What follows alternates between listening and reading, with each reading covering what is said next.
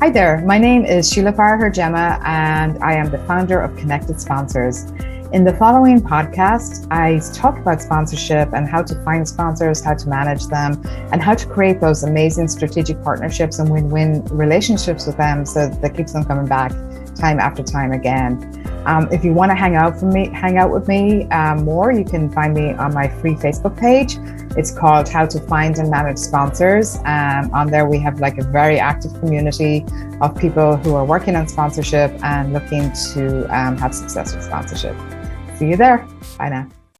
Hey everyone, and welcome. We are Next Level Business Advisors, and this is Business Stories of Success. If you want to break through and achieve your own business success by learning from other successful business owners, you're in the right channel. For more of our content, make sure you click subscribe and don't forget the bell icon so you're the first to be notified when new videos are added. Enjoy today's video. Hello. You're with Mark Adams at Next Level Business Advisors, and today I'm joined by Sheila FG. And she'll give us the rest of that. You pronounced that exactly right. I got it right. I tell you, I'm the man when it comes to those last names. She's so talented. Yes, I am. She's the owner of Connected Sponsors, and she's in an interesting industry. But I'm not going to go yammering. I'm going to let her explain it to us so that we can get a better understanding, and then we'll talk about that journey to success. So Sheila, I'm going to start by just asking you, tell us a little bit about yourself, your business, please. Sure. So my name is Sheila Farher Gemma. Everyone messes up the last name, so FG is what I go with, which works out very well. And I, as you mentioned, I own a company called Connected Sponsors. I've actually been out on my own for about the last 25 years. When I had my first daughter, I decided that I did not want to work for a job. I wanted to have the freedom to work for myself, and launched a business and then launched another one. I've had a couple of successful exits, which is always fun. And what I do today is I help platform owners find sponsors for their platform. So I did it like personally doing it for them for years, and I now teach them how to do it and consult them. That's amazing. Yeah. You said something already that kind of caught me. You've actually had a couple of business with some successful exits. I think that's a lot of people's dreams. Yeah. Well, one was like total dumb luck, and the other one was kind of dumb luck. But so the first business I had, I started in 1996 when Ashling was born. It was I did remanufacture toner cartridges. So you were actually my ideal client, because I just started calling up accountants, and I was like, "Hey, I can get you a cheaper toner. What do you think?" And you know accountants, right? Yeah, you guys print like crazy. Yeah. Well, that and the fact that you guys print like crazy, all those tax returns. So I had that business for about 8 years, and towards the end of it, I was launching 2 other businesses, because let's not do anything by half measures. And I was just going to shut it down. I had 2 people working for me. One was going back to college, one was moving back to California. I was really busy. I got strep throat like 6 times that winter because I was just doing so much. And I was like, okay, something here has to give, because this is not good. And I called up a lady in the northern part of the state who had the same business and said, "Hey, I'm thinking of selling. Would you like to buy?" And she's like, "Okay." And she said, "Send me up your numbers." And I did. And she made me an offer on the phone, and she said, "Send me up your numbers." Nice. So I sent up my numbers, and she called me back and she said, "So now we're offering 50% of what I told you we would give you." When she saw the numbers, I should have probably had a good accountant. I should have known you, Mark, at that point. But like I was coming into this thinking, I'm going to shut this down. So anything was better than nothing. And that's gravy, she ended up, she bought the business, and it was great. But like no skill, no planning, nothing. It's just dumb luck. And then one of the businesses I was launching when I was selling that business was called Scallywags. It was an indoor playground for kids. You know, those kind of Chuck E. Cheese type things, the big play structure. Oh, wow. Arcade. And yeah, we used to do 40 birthday parties a month. It was, a weekend. It was crazy. It was like just like nonstop kids and screaming, and it was a ton of fun though. So that business, I actually kind of went into it, I was actually going into it looking to create a franchise. I ended up just creating an exit because I could never quite get it there to where I could like step away and it would just all run. But I was doing a lot of e-myth work when I was running that business. So I was really like building the systems and processes. But the big thing I was building was a database. So when kids came in, They would, the way we register them is I would get the last four of their phone number, and that's like when they came back in, then they give that number and they'd be in the database. But I get all the birthdays of the kids. So every month I was sending out probably about 1,000 huge oversized postcards, and the postcards were coming from Scally, who was our mascot. It was just like this kind of big kind of polka dot dog. You had some like, business. Scally, heard it's your birthday, you know. So this child, it's addressed to the child. The child is getting this, and the parent had no hope but to have the birthday party in Scally's, because you know they were, you know, the kid was like, "Oh my God, Scally wants me to come and have my birthday there. We have to do that's there, Mom." Marketing. That's marketing genius. Yeah, it was pretty fun. It was you know, it was just one of those things. I had met somebody who did postcards. I put two and two together, and I was like, oh my God, we have to do this. And it's funny that the gentleman I sold it to like poo-pooed the whole thing. He's like, how much are you spending on postage every month in these postcards? That's such a waste. And I'm like, no, not at all. But if he didn't understand numbers. So. He's like, that's the first thing I'm going to cut out. And I was like, yep, okay. Yeah. Wow. Yeah. So yeah. He didn't realize the value. That's amazing. Yeah. So you've had a couple of businesses. You clearly have gotten it pretty well figured out. That last tip you gave us was brilliant for business owners, right? If you want to grow, you have to kind of think outside the box, right? Yeah, and have a database. Amazing. You know, it's like if you have a database, if you need to, like if you're coming on lean times or something, you can turn on that faucet and just offer something kind of on sale or do something, but have a way to connect you with your customers quickly, so that you can, you know, just drum up that business if you need to. I love it. You know, I often talk about marketing like that. I'm lame with it. I know a lot about it. You know how you know so much, but just enough to really mess it up. Yeah, there I am. Me and numbers. Know. So yeah. We could probably do a swap here. To really destroy it, right? But one thing I do know is, man, the more people that you can connect to, right, without being spammy, in an authentic way. Exactly. Well, now you've got something. You've got something. It's almost like you said, you have an ability, or you figured out how to turn your marketing on and off with your repeat customers. That's a brilliant thing. Yeah. I tell you, I'm going to digress and I'm going to get lost. Tell me a little bit more about, before we get all into details, I like to make sure we have some bookkeeping in order. You like that, right? Yeah. If someone wants to reach you, how do we find you? Oh, wow. So the easiest way to find me is I'm on LinkedIn, Sheila Farah Her Gemma. I'm probably the only Farah Her Gemma on there. So now you're gonna have to do us all. You're gonna have to do us all of us a favor and spell that last name. Sure. So it's FARRAGHER-GEMMA, and then on Facebook I'm at Connected Sponsor. And also, if it's okay with you at the end, I do have a little thing that I put together for your listeners if they wanted to, and just kind of how to find sponsors. It's a one sheet kind of little training that's free if they want to do that. You didn't give it to me? You didn't give it to me? But no, that's awesome. Yeah, no, you don't get it. But we'll talk about it. Absolutely. You know, we want to give gems to people all the time. And so if you have a gem, then we definitely want to share it. Don't let me forget. I'm going to write it here because I will forget by the time I get lost in my conversation. Okay. So we know how to find you. LinkedIn, Farah Gemma. Look at you. Wow. All right. No, very good. It only takes me 48 times. And we have Facebook as well. And you have a website? I do. So so it's connectedsponsors.com. Yeah. Okay. So for you who are just listening, Connected, CONNECTED, sponsors, SPONSSORS. I got it right. I said it all weird, and I know people will pay attention to it. Nonetheless, if they want to find you, they're going to find you. Cool. So we've got that done. How long have you been in business and Connected Sponsors specifically? So a little over 10 years.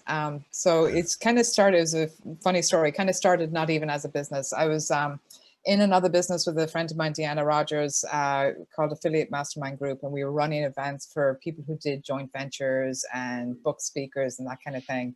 And as that business was winding down, she got an opportunity to go work for a company called Digital Marketer. They do a lot of events. The one people may have heard of is Traffic and Conversion. It's a huge marketing event every year. So she runs all of their events now, and she's a superwoman. But when she started with Digital Marketer, she asked me if I could come in and help out a little bit with sponsorship, which was something I hadn't really done a lot of. I'd always kind of been the person who did strategic partnerships with all of the businesses. So I came in, I helped her a little bit with that. And then people started to see what I was doing. They're like, can you do that for me too? And I was like, yeah, I guess so. So I started doing it for other people. And then just in the last year, 18 months, I've kind of pivoted to doing more of the teaching and I can't think of the word. Teaching and consulting. Thank you. Consulting is the word I'm trying to think of. This is bad when you can't think of your words. Anyway, so I did the teaching and consulting of that now more than the actual hands-on. I don't take on very many hands-on clients anymore. Okay, nice. Yeah. Very nice. So that kind of explains a lot about what makes you an expert in your field. You've been doing it for a long period of time. And I often ask people what made them make the decision to take the leap into owning their own business. But for you, I don't even have to ask that question because you are a veteran. You know, it's so funny. One of my clients, he's a doctor. He's a brilliant, just a person I really admire. And he has opened, you know, he has a couple of locations in Jersey. Mm-hmm. And he's about to open up another location in the city with a partner. I said, hey, Doc, are you excited? And he goes, like, what? He's like, hey, I've been there. I've done that. You know, yeah. It's not a big of a stretch for me. I know what to do and what to expect. And that's like you, right? You kind of like, it's always new and a level of excitement, but you have done it before. But let me ask you, you said before that you started your own business because you wanted, it sounded like freedom. Was that the right, is that the right choice? That's exactly the right choice. The right word. Yep, for sure. And what gave you the courage to overcome, you know, the fear of uncertainty? Because everyone starts with uncertainty. Yeah. I want freedom. You know, how did you say, I'm going to do it? I think it was the fact that my child was born, and I like the desperation to be home with her far outweighed any kind of uncertainty. Like there was loads of uncertainty. There still is even to this day, but right. You know, it outweighed all of that. It was like, you know, that want or that why was so important to me. I really wanted to be, you know, home with her. I wanted to go to soccer matches. I wanted to, you know, do the lunch when it was mom's turn to do the lunch. I wanted to do the school parties, whatever it was. I wanted to have that availability to be with her. Like even some days we would, you know, I would just pick her up early and we'd go to Friendly's and have, you know, just like a little kind of date between us, you know, to just give her that special attention, especially when my second daughter was born, because, you know, when you have a second child, it multiplies everything by like 4. So it was hard for that. Yeah. Exponential math. Yeah. So I think the why was so huge for me. Yeah, I just didn't want to be in a situation where I'm kind of like calling in sick or asking for time off or, you know, any of that kind of stuff. I just wanted to live life on my terms. And I wanted to create a business that supported what I was trying to do, not vice versa. I didn't want to just create another job. I love it. You just said something that's heavy. And when, you know, one of the things that we really focus on in my practice is advising business owners. And you just said something that we want everybody to understand. You said, I wanted a business that supports what I want to do, not just a business that creates another job. Can you elaborate on that a little bit? Yeah. So I think that's probably the most important thing. I think people want to have business for freedom. And, you know, do you ever see that meme? Like, what's the difference between someone who works and an entrepreneur? Somebody who works 40 hours a week. Someone who wants to be an entrepreneur works 80 hours a week and doesn't get paid. You know? So it's like, leaves a 40-hour-a-week job to work 80 hours an hour a week and not get paid. So kind of back when I was doing, I did a lot. I mentioned E-Myth coaching when I had Scallywags, and back when I was doing that, the coach I was using, I'm going to hold up my phone so you can kind of see this in the camera. But he said, you want a business where I'm the hand and this is my business, a business that's supporting what I want to do versus the other way around. And so many people make the mistake of just getting sucked into a business that just like bleeds them dry. Maybe not financially, but just emotionally and everything. So it's like, I tried to start thinking of everything I was doing, like, do I need to do this particular thing right now? Is this the highest use of my time, or can I outsource this or delegate it or just get rid of it? So that was kind of my thought process. And I'm not always good at that. I'm still end up doing stuff that I'm like, what am I doing? I just spent 4 hours doing this thing, but Of course. yeah. Yeah. I love that. And I mean, and you're right. That's, I always say, I don't always say, I often say, people, we all start our business with a dream, but if we don't handle it properly, it becomes a nightmare. Exactly. Right? Exactly. That dream will turn into a nightmare when we forget that the business is supposed to work for us, not we work for the business. Right. You feel like you've got that covered, you've got that mastered, and it's so important. Well, I have the thought process mastered, not always like the actual piece of it. That's the fun, right? That's the fun. I do that all the time. I'm working on something, and I'm working on it over and over and over again, and I say, wait a minute, I own this business, and I have staff. Can you take care of this? Let me put the system in place so that it can be done, right? Yeah. Which allows me to be able to take off I call it Black Fridays, just so you know. On Fridays, this black guy doesn't come in normally, Nice. But that's what my business does for me. It supports what I want to do, not the other way around, right? Yeah. And so when you're an owner, and it sounds like we're and it's a constant thing where we're learning how to get that better. But that's really the key to success in business, at least in my opinion. But I'm going to ask you this question, because this is entitled Stories of Success. How do you define success? I think that's a huge part of it. I mean, that I just want to be happy and engaged with what I'm doing. I never want to be in a situation going like, oh, I have to do this now, or I'm really not enjoying this, or like, because then when challenges come, the challenges are particularly challenging. When, everything kind of goes down a little bit. So just being engaged for me is huge. Just like loving what I'm doing to the point that like, I'm annoying everyone around me. They're like, can you just stop talking about that, because we don't really care. We don't understand what you do. And so then you have to find your entrepreneur friends that you can actually talk to. Most of your friends and family are just like, yeah, you're kind of nuts. I'm not sure what it is you do. You are so right. I go home and I tell my wife, hey, babe, so I was speaking to my client today, and they had this issue when it comes to the way that they were handling their process for inventory. And she's like, what? But I had this epiphany about when I used to, what? But I love it. And that's a good thing when you're running your business. So do you consider your business to be successful? I do, for the most part, and the pieces that are unsuccessful, I started like try and say, when I'm doing something and I'm just not really enjoying it, I try and learn constantly as I go along. So if I'm not enjoying a piece of it, it's like, okay, why am I not enjoying this? And again, is this something that somebody else can do? Is this something that I just shouldn't be doing? Is it something within me? So I kind of think deeply on what's going on. Because it's like life is too short to be just doing tasks. You're right. Yeah. And so I like that, because I don't know if anyone can ever say they're 100% successful, but we can be successful in our business journey. And there are going to be pieces like you just mentioned where not liking this as much. Yeah. And you talked about the first step to resolving that, so that you can continue to be successful, is to reflect on it and see what you can do to resolve it, as opposed to just, one of the statements I hear all the time, it is what it is. And I'm like, no, it isn't. When you own your business, you make it what it is. Even if you don't, even if you don't, seriously, if you work, no matter, I think that's a really good lesson for anyone. Like, it is what it is. Well, this is the job I have, or this is whatever. It's like, no, you can do anything you want. So just choose what you want to do. It may not be easy. It's not you can easily do anything you want, but you can literally do anything you want. You may have to do something to get there. You may have to work. You may have to, study, whatever it is. But, we kind of have this victim mentality, and it's like, oh, this really sucks, and my boss is awful, and I can't believe I have to do this, and I'm better than this. It's like, well, if you're better than this, go be better, Go be better. You're not doing anyone any favors. And especially not yourself, right? Yeah, and exactly. then those, if you have that mindset, it's very hard to become successful. And interestingly, that word successful, we speak to a lot of owners, doesn't mean rich. No. Right? Doesn't mean famous.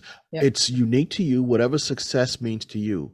But believe it or not, whatever success means to you, if you don't go out and get it, you won't be your version of successful. Exactly. So it's an interesting thing. Yeah, and I it's love like the way you the do money, it. it's nice to have money. Like clearly you need a certain amount because you have to pay bills and stuff. Gotta eat. But for me, sometimes it's just like it's almost like I'm vibrating, like it's so excited about something. And sometimes it's like stupid stuff. It's like, really? You're excited about that? But I'm like, oh my God, Hmm. this is like the most amazing thing ever, you Yeah, know? yeah, So it's yeah, just that's kind of what keeps me going. yeah. And that's to me what success is. I tell you, and I'm digressing. Like one of my big things, my joys in life, okay, is when it finally turns warm because I hate the cold. Yeah. And the sun, like we have these bright sunny days, and I can wake up in the morning and sit on my back deck and have a cup of coffee and just listen to the birds before going into the office because I can do that. Yeah. When I used to have a 9 to 5 job working in Manhattan, I had to be up at 6 o'clock in the morning to be on the bus by 6:30 to ride for 2 hours or so to get to Yeah. work by 9. So success is different for each one of us, right? Exactly. But like you Exactly. said, if you believe it, that what you want, if you put the work in, you'll find Exactly. success. Yeah. Yeah. And Love it. honestly, it is different for everyone because for someone taking that 2 hour ride in, they're going into their dream job and they just like listen to That's podcasts or it. something on the ride and That's it. they They're listening to do it. us. Yeah. And they're Exactly. saying, Hey what? guys. These guys don't know. I'm with Sheila FG. I'm loving Yeah. it. Exactly. But so you have to like it can't be defined by, the Joneses or, how much money you make or what kind of Yes. house you live in or Yeah. any of that kind of stuff. It's Yeah. just. I've learned that success is personal to you. Yeah. Whatever you feel it is, and that's what you work toward. So most people, when I speak to business owners, and this is interesting, and I ask them pretty much the same kind of questions. I ask, do you consider your business to be successful? 90% of them, 95% of them say, yes, I do. Some have just started out and they're like, I do. And then I Yeah. have this 5% that's like, no. And it always shocks me. Right. The ones who have said no to me are typically the ones who are my personal clients, and they're making great money already, but they're striving for something more. Yeah. And they're like, I'm not happy yet. Like, but don't you feel? Nah, well, okay, all right, but it's personal to you. So wherever you are in your journey, try to enjoy it, right? Even if you don't feel successful, strive for your personal success. You'll have a much more enjoyable ride. That's my Exactly. 2 cents for the day. That's what Yeah. I'm gonna go with. I agree as well. And find the moments of happiness, like you going on your deck and drinking coffee in the morning. I can totally relate to that. It's just like that peaceful moment and there's no anxiety that I'm supposed to be here, I'm supposed to be doing that. And I think as business owners, we need that as well. We need the mental time to just think. And that's when ideas come and that's when like so much opens up versus Yes, just the hustle all the time. absolutely. Take time and enjoy life. All right, I'm gonna pivot a little bit because we've been too flowery, too flowery. Let's get down and dirty.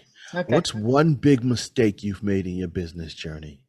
Okay, so one big mistake I made was I did not listen to my gut. So it was one business that like pretty much it was just like a very bad situation for a very long time. It's one of these things like Chinese water torture just went on for years. But I remember like the pivotal moment. I was sitting around my dining room table with my business partners, and we were investing in real estate. We were investing in apartment buildings. And I needed to do a personal guarantee to make this deal go forward. And there was deals behind it. And if this didn't happen, the whole thing was going to fall apart. And I was sitting there and I distinctly remember in my head thinking, this is too hard. I shouldn't do this. And that was my whole being telling me, like, you need to stop and pause. And the next thought was, you're an entrepreneur, you push through. This is stopping 3 feet short of gold and blah, blah, blah, blah, blah. And, the following years were like really tough. And, financially it was bad. But the biggest thing for me was I kind of lost my mojo and my confidence. And you talked about uncertainty earlier, but I became super uncertain. So, any kind of, like, I'm usually a quick decision maker, make the decision, move on, never look back. I don't know if it's a good one or a bad one because I'm, moving forward. And that kind of, I lost that for a while. And I would, I'd agonize over every little decision. I was like, oh, this is not good. And I don't know how I kind of got myself out of it. I guess you just kind of work through it. But it's still there a little bit. Maybe it's just getting older as well. I don't know. But I definitely that was kind of the more devastating thing than any of the other stuff that happened, which wasn't pleasant either. But, you know. Got it. Yeah. It's interesting. Yeah, being a little bit more gun shy. I think it might. I can't say for you. I think it's a little bit of age, because when I was young and I started my business, I thought I could do anything. They'd be like, "Hey, can you do?" I'm like, "Sure enough." Now I'm like, Yeah. "Let me think about that." Yeah. So who knows why? But it's an interesting thing. That's an interesting thing. Trust your gut. So, and it cost you to make mistakes. That not trusting your gut, if I got it right, caused you to not do as well in that specific business venture. Yeah. Here's an So it was question. not trusting my gut, and it might have been just kind of a personal thing as well of you know, that thing like way deep down that we want to be liked, and I didn't want to be the one to blow up this deal, even though it did blow up anyway, you know, and took me victim. But so it's you know, it was probably a combination of that, but like the bigger thing I think for me was no, this is, you're an entrepreneur, you push through, like no challenges can't not be overcome, and you know. But anyway, so retrospect was 2020. Yeah, right. So let me ask you this question: what could you have done to avoid that mistake? It sounds like you've given it some thought, but I want to crystallize that for our listeners. Yeah. So I think I should have pulled back and just said no at the time. Okay. So I'm tabling this for at least, 24 hours. I need to think this through. I think I should have sought advice outside of the people around the table who are all like, yes, let's do this. Let's do this. This is a great idea. And then, I don't know. It's like, maybe it was, I always think of like, have you ever seen the movie? This is a total tangent. Sorry, but have you ever seen the movie Sliding Doors? No. Okay, great movie with Gwyneth Paltrow. And so the movie is about, in the beginning, it's about this woman who is dating this guy and she's working for this company. And she, I can't remember exactly, she gets fired from work. She goes into work, gets fired from work. It's set in London. She's coming home, she's getting on the tube, and the movie splits in two. So the first one is she falls going down the stairs, getting on the tube. She hits her head. She misses the train. She ends up going to the emergency room. She's like calling the boyfriend and he's not picking up. But eventually she kind of gets back on the train, goes home and goes in there and has a feeling that something's up, but doesn't really know what's up. And then it splits to the other side of the movie where she trips, doesn't fall, gets on the train, goes home, finds the boyfriend in bed with somebody. And then from there on in, you're watching two different movies. And thankfully, Gwyneth Paltrow dyes her hair in one of the characters. So now you can really see what's going on. But it's like, it's like she persevered with her life. She lost her job. So then she started delivering sandwiches to business offices. One of them being her own that she lost the job from. Whereas the other one, she started her own business and went out, was hugely successful. So both paths are her doing the best that she can do with her circumstances. But it's kind of like, I call it a sliding door moment. And I think of it all the time, like, if I hadn't done that, what would the other path have been? And sometimes like the other path could end up being worse, who knows? So I'm always like at ease with, it happened, I learned from it, we're moving on, let's keep going. So I guess that's a really long-winded answer to. Now I'm trying to figure out where I can find the movie. Okay, it's hard to find it. I have it on tape, like videotape, like VHS. Oh wow! I don't remember what that's called anymore. Oh my goodness. I don't have a player for it. But I was about to say, I love that movie. It's just if you scroll on your cable and stuff, you'll probably find it somewhere. Maybe I'll find it. Yeah, I was trying to show. Sounds like an interesting, and it sounds like an interesting lesson. Yeah, a really interesting lesson. Cool, so I always like think on that. Like, I mean, I'm imagine if there was like time travel or like alternative worlds or who knows. Crazy, anyway. Right? So I told you I was going down a rabbit hole. I know. I'm down this rabbit hole. I'm trying to figure the way back out. Let's see. Hold on. No, but you make some about, and it, but it's so valuable what you said, because we started with trust your gut. And even in the movie, right, it sounds like something her gut told her something. But it's interesting when your gut tells you something, and there's no science yet that tells us how our gut is so intuitive. But take a moment, stop, explore. Yeah. Why do I feel this way, right? Yeah. Like you said, maybe I need to ask someone outside of the room, right? And for entrepreneurs, I often say that the entrepreneur walks alone. Very few people. Yeah. Very few people are with us on that journey. But if something is affecting your gut, stop, take a little bit of time, speak to other people, find a mentor, find a colleague, find a person to help you explore that gut feeling. It could save you anguish, right? That's Yeah. and you can avoid some mistakes in life. And Yep. everyone, let's see if we can get Paltrow some royalty checks. Just kidding. Yes. All right, let me ask another Exactly. question. Did I just mess up your whole thing now that No, yeah, we no, talked about because now something? no, we're good, we're good. I'm on pace here. I'm good. Here we go. Yeah. Here we go. Okay. Next question, and this is going to be a great one for you because you actually have mentored. It sounds like many. So, what advice would you give to a new business owner? So one of my favorite things is a favorite saying that I use all the time is seek the swift sword. So basically it's like, if you are going to make a mistake, let's make it quickly and move on. But also let's make it quickly, learn from it and move on. So fail often, which seems very counterintuitive. But I see so many new business people just agonize over things. And when I started the toner business, the very first one, we added a laser printer repair component to it. And I went and took a course with my dad on how to fix laser printers out in California.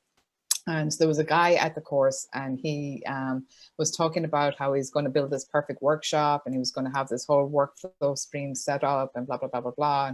And we just kind of like set up in the basement and got going, you know.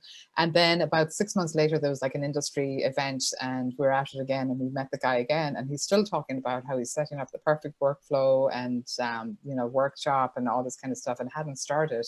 So just start, you know, obviously be careful. Don't like just throw caution to the wind, but get going, get started. You're going to figure it out along the way. Like if you wait till everything's in place, you've missed your opportunity, and you probably don't have the motivation anymore to do it either. So just do it. Be like Nike. I love it. I love it. Do we have to pay Nike for all people now? We might. And you know what? I don't even like Nike that much. I went to get. No, I'm about to digress. Sorry, Nike. Sorry. I like that phrase you gave me. If I got it right, I think I wrote it down. You see my eyes looking down. Seek the swift sword. Yeah. So it's like that. Yeah, it's I heard that I heard Dan Kennedy mentioned it, and he had heard it from Lee Maltiers. I don't know who it originally came from, but okay. I love the concept of it. It's like, you know, if it's going to go wrong, let's find out quickly and move on, rather than spend months planning and then find out that, you know, that wasn't such a great idea after all.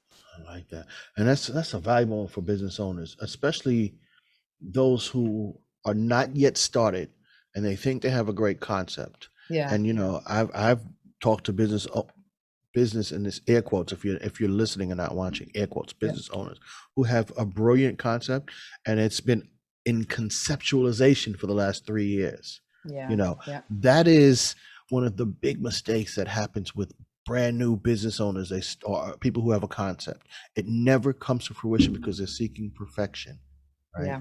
And so I like that, seek the swift sword. And if you are in business and you want to change direction, or you want to add a new product line or a new vertical or do it, test it, move on, right? See if it works. But sitting up there planning till the cows come home, the cows never come home. You got to go and get the cow. That's what I heard. Now I'm from New Jersey. I'm from Harlem, really New York. I live in New Jersey, so I've never even touched a cow, but I think you still got to go get the cow. So make sure. I agree. Yeah. Actually, I have a resource that just came to mind. Can I give it to your people? Is that okay? Yes. So one of the people I follow is Pat Flynn, and he teaches all about all kinds of different things. But he has a book called Flight Plan that I believe is free or almost free. But if you Google Pat Flynn, you'll find it. And it's all about, doing just that. Like if you're going to create a product, sell it first. So you can sell it before you've even actually created it, especially if it's like an information product or something. But see if there's interest out there. Don't spend, years or months or whatever putting this thing together to find out that nobody wanted it. So just do that research first and make sure. Yeah, exactly. But people do that. They because you know what it is? It's busy work, and you're happy because you're doing something, you're being productive. But if nobody wanted it, it's like a short happiness because I'm. So let me get that right, because you said the name was Pat Flynn. Pat Flynn is the name. I believe it's called Flight Plan. I'm just like pulling up my phone here to see if I can just grab it. I like that.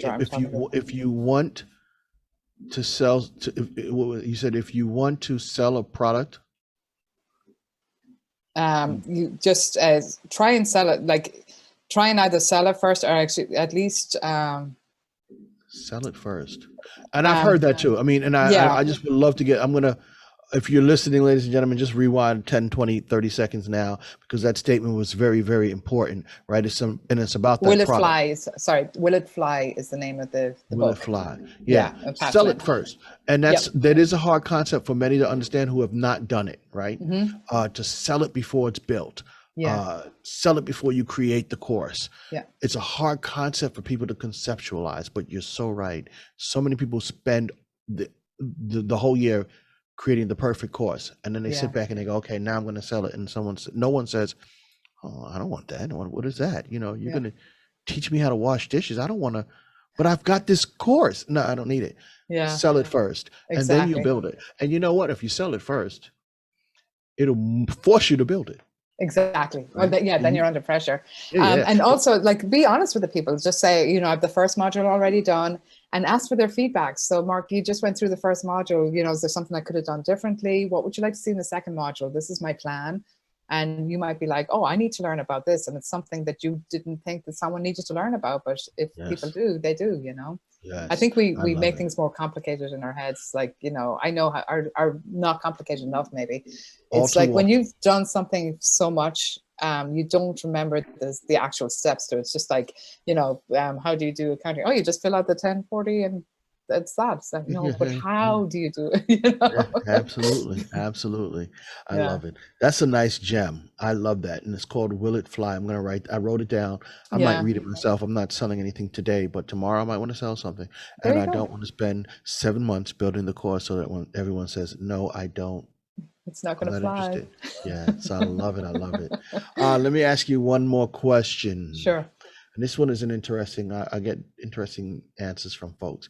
If you could go to right before you started your business, what advice would you give yourself? I think the advice I would give would be like to my inner self. It's not even about business, but it's like, it will be okay. Because I think you start off with fears, like, especially when you're younger and, what if this happened and what if that happened? And then the thing happens that's you're like, oh my God, I don't think I could survive that. And you survive it. So it's like, no matter what happens, you're going to be okay because you have enough within yourself to maneuver your way around. It might take a while, it might be painful, but you'll get there. So it'll be okay. I love it. I like that piece of advice. It will be okay. Yeah. Annie said the sun will come out tomorrow. Yes. I'd say it, but then you'd lose all your listeners. Oh yeah, I mean, me too. Believe me, that's why I was about to start and I said, no. I am not my wife. So I'd like to think I can sing that song, but I really can't. Oh, I know I can sing it in silence. Yeah. So awesome. This was a brilliant and beautiful discussion. Before I let you go, you said that there was a one sheet, a resource from our listeners that you would love to share. Yep. So tell us about it. Yeah. So I learned about this actually back in BNI. Back when I started my business, I joined BNI, and one of the resources that they had for bringing in visitors was a thing called Follow Your Checkbook. So they suggest to look at other people you're doing business with. If they're not a part of BNI, invite them to come to the meeting.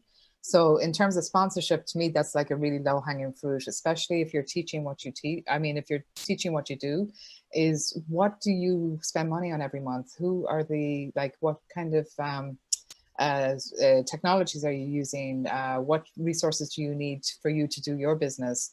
And so the worksheet it's a one pager, it's online, you can edit it. And I have like about a 15-minute training in there, which just teaches people how to kind of work through it and brainstorm on sponsors. And the great thing is that if you're already doing business with these companies, you already kind of have a foot in the door. And this reciprocity, they're like, oh, you're having an event and you want us to sponsor, so you can have a conversation and get some people in to sponsor you. Beautiful. Yeah. Thank you. Now where do we find that sheet? So that is at connectedsponsors.com, and then it's a /finding sponsors. Connectedsponsors.com /finding sponsors, all one word squished together. Sponsors. Yeah. And you notice how I said that really slow because I'm writing it down. And I'm writing it down because what I'm doing is simulating a listener who's doing the same. Nice. So I just finished writing it down. Connectedsponsors.com /finding sponsors. And there's my one sheet that's going to help me out. Thank you so much. Yay. Thank you so much, Sheila. This was amazing. Thank you so much for giving us some time and dropping some real gems of knowledge on myself and my listeners. We look forward to seeing you continue on your journey of success. Thank you.